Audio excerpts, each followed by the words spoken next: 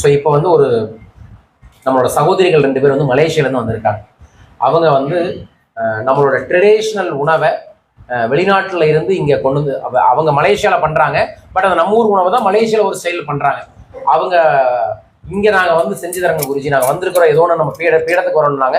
சரி, உங்களை பீடத்துக்கு வர சொல்லி பண்ணுறது ரொம்ப தூரம், அது வந்துட்டு போகிற கஷ்டம் காட்டி தான் சிட்டியில் இதை பண்ணியிருக்கோம்.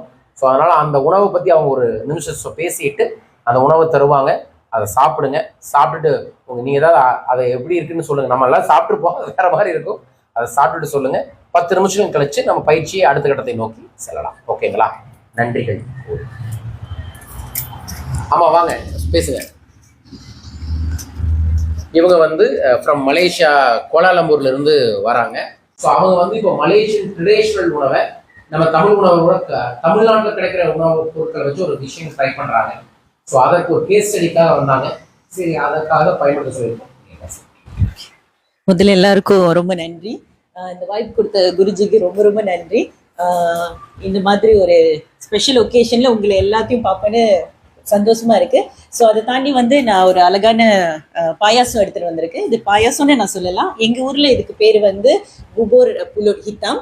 அது என்னோட பாஷையில நான் சொல்றேன், பாச மலேசியா அப்படின்னு சொல்லுவோம், நம்மளோட லோக்கல் லாங்குவேஜ்.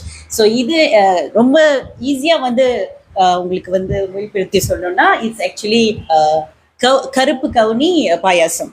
ஸோ உங்களுக்கே தெரியும் கருப்பு கவுனி வந்து எவ்வளோ நல்லது உங்கள் உடம்புக்கு. அது வந்து ஒரு பாயாசமாக நான் செஞ்சு எடுத்துகிட்டு வந்திருக்கேன். எப்பயுமே வந்து இங்கே பால் ஊற்றி பாயாசம் செய்வாங்க, இல்லை ஒரு சிலரெல்லாம் தேங்காய் பால் ஊற்றி செய்வாங்க. அங்கே ஜெனரலாகவே பாயாசம் வந்து நம்ம மலாய் மக்கள் வந்து இல்லை சைனீஸ் மக்கள் வந்து இதை வந்து கோகனட் மில்க் இல்லை வந்து தேங்காய் பாலோட வந்து சேர்த்து செய்கிறது. அப்படி எந்த ஒரு ஏலக்காய் அதெல்லாம் வந்து பயன்படுத்த மாட்டாங்க. இது வந்து ஒரு பண்டன் லீஃப் அப்படின்னு சொல்லுவோம். இந்த இடத்துல வந்து இது ரம்பா லீஃப்னு சொல்றாங்க.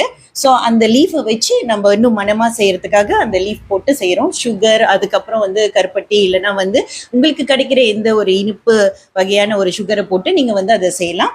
அண்ட் சிம்பிளா ஜவ்வரிசி, அப்புறம் நம்மளோட மெயினே வந்து நம்மளோட கருப்பு கவுனி அரிசியில வந்து செய்யப்பட்டது. ஸோ அதை வந்து நீங்க ருசிச்சு பார்த்து சொல்லுங்க எப்படி இருக்குன்னு. அதை தாண்டி எனக்கு இந்த வாய்ப்பு கொடுத்ததுக்கு ரொம்ப ரொம்ப நன்றி. சரி, வாங்க நம்ம எல்லாரும் சேர்ந்து சாப்பிட்டு பார்க்கலாம். ரொம்ப நன்றி. அவங்க தமிழ் அப்படித்தான் இருக்கும். ஆமா, கொடுங்க எல்லாத்துக்கும்.